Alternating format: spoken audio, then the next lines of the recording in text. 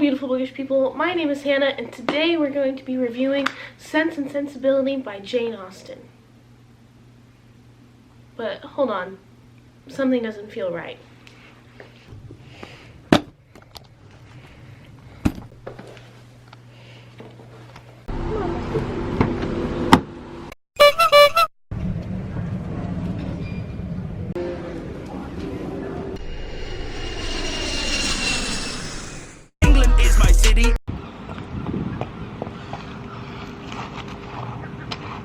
Ah, that's better. Yep, that's me. So, hello beautiful bookish people, my name is Hannah, and today we are in the beautiful Bath, which is where Jane Austen used to live for a little chunk of her time.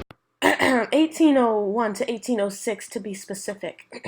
And we are going to review Sense and Sensibility by said Jane Austen. So if you don't know what the story is about, it's about these two sisters. We got Marianne and we got Elinor, and they are diametrically opposed. Elinor is the level-headed, logic, ethical older sister, whereas Marianne is the brazen, spirited, passionate lover of poetry. And we kick off this novel with a scene from John Dashwood, who's their brother, and their father has passed away and given them an inheritance, but John and his wife decide to take a lot of that money away from the sisters, and so they're kind of forced to leave town, find a place where they can live, and eventually, the classic Jane Austen, go and fall in love. So right from the get-go, you kind of get Jane Austen's sense of wit, especially with that opening scene. Jane always likes to play with society's norms. She always has some theme that she likes to tackle. She talks about society and how women are only supposed to marry for wealth instead of love, but more so kind of about how, you know, women back then couldn't own property, and it was kind of an exploration of why is that, and the kind of cost that these two characters have to go through, because, you know, society was very different back in the 1800s. So this was my favorite Jane Austen novel growing up. There was just something about the sister dynamic and how Austen played with discussing the vice and the virtues of each sibling and kind of highlighting and looking at them in different ways.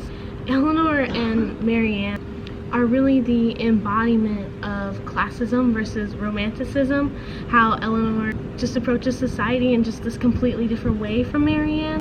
And what's done rather brilliantly is Jane kind of pushes you to this idea that, you know, Elinor is right, and Elinor is the way you should look at things. You should admire Elinor, but like towards the end, obviously the theme is you should have a little bit of both Marianne and Elinor inside of you, that not everything can be processed by logic. Sometimes you have to have some feelings and emotion and some passion in your life.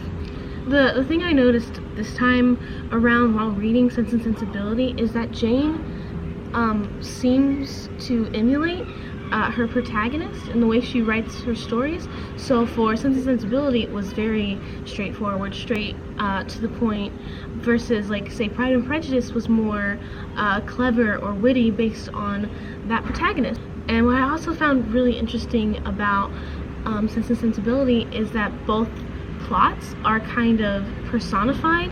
So we have Elinor, whose love interest is Edward. It's very much a slow burn, versus Marianne is very, you know, hot and heavy. A lot of things happen fast, and it's very much their two personalities are very much like personified in their love story, which I found super interesting.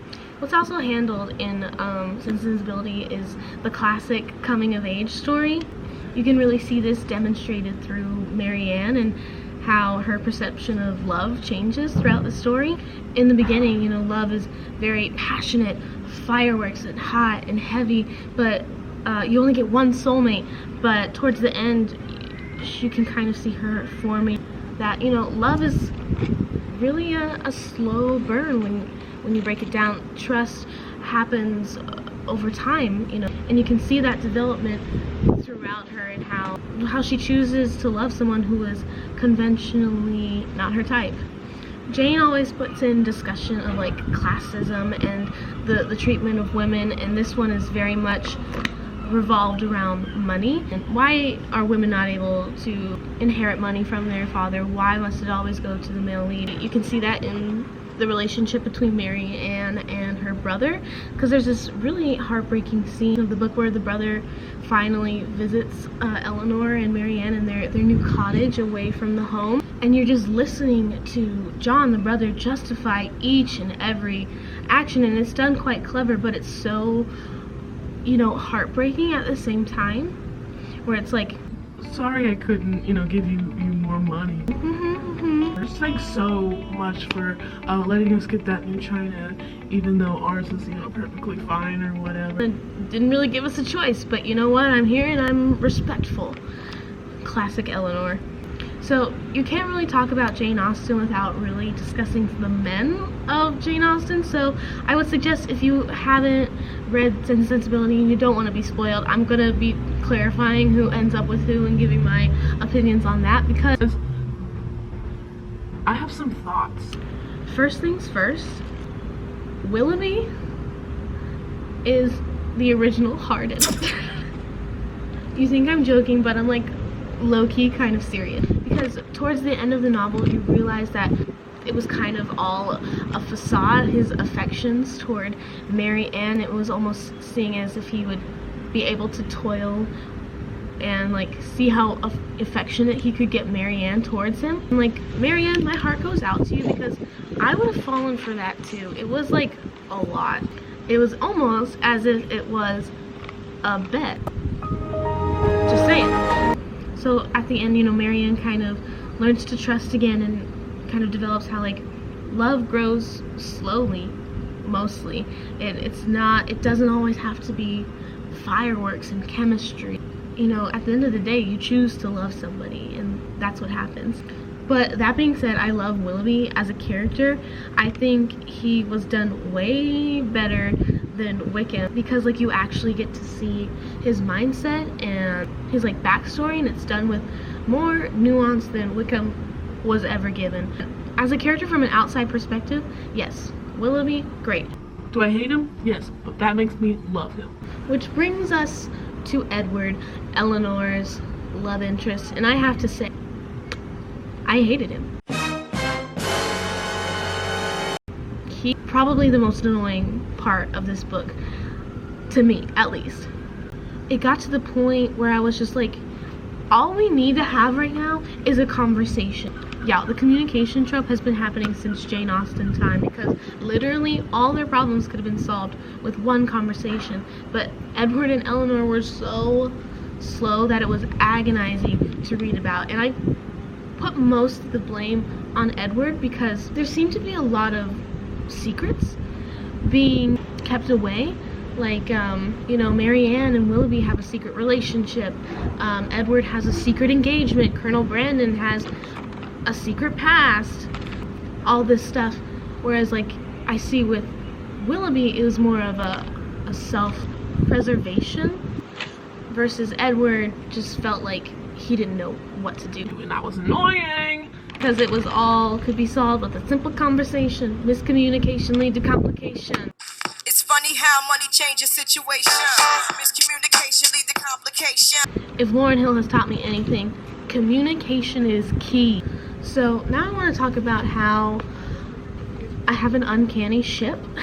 So Colonel Brandon is in love with Mary Ann. Like, since the day that Mary Ann got there, he has been infatuated. He has been waiting patiently and longingly for her, and we got to give some respect to the dude. But in my humble opinion, I think Colonel Brandon should have ended up with Elinor. Whoa. I know.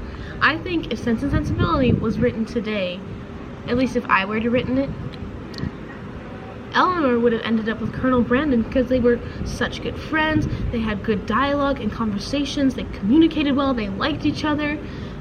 And honestly, it felt like Colonel Brandon just got Mary Ann as a reward, instead of like true, genuine love between them. Yes, it says like Mary Ann grew to love Colonel Brandon, but it was almost as if Mary Ann was wrapped up in a bow and given to Colonel Brandon because he was so patient. And like, that's not the best motivation for a relationship, but I truly ship Elinor and Colonel Brandon. Like, That might be my OTP, not gonna lie. like I said in the beginning, it seems like Jane Austen is telling you to be more like Elinor and think things through, but kind of both sisters have their costs because of their two extremes. But it's still an enjoyable read. To tell you the truth, I don't know if I would still consider it my favorite. Elinor is definitely my favorite Jane Austen protagonist, but just such the frustration I felt while reading from All About Edward just irked me in such a unique way this time. And it's interesting because you kind of expect favorites to stay favorites, but I might have read this in high school at a perfect time for me, and I've kind of gone past that time where it's supposed to say something to me. You know, it's a really interesting thing I've been trying to like debate and stuff in my own head. But you know, the humor, the wit, the characters are all superb, like in all Jane Austen's books. Would I recommend it? Yes, of course. Obviously, Elinor's still my favorite because I think I relate to her the most. Also, the characters that seem to hit me the hardest, at least in my heart, where I'm like, oof, I feel you, girl, are, you know, do the things that they're supposed to do but don't benefit them, if that makes sense. Like, they do what the right thing to do is in a situation, even if it doesn't please them. The moral standard, the ethical perspective, it's, you know what, it's probably why I like Jane Eyre so much, but that is another video for another time. So, thank you for watching. I hope you enjoyed it. I'll see you next time. Keep reading and all that jazz.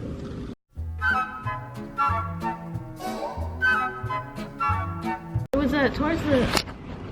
We got Marianne. Jane always puts in a discussion.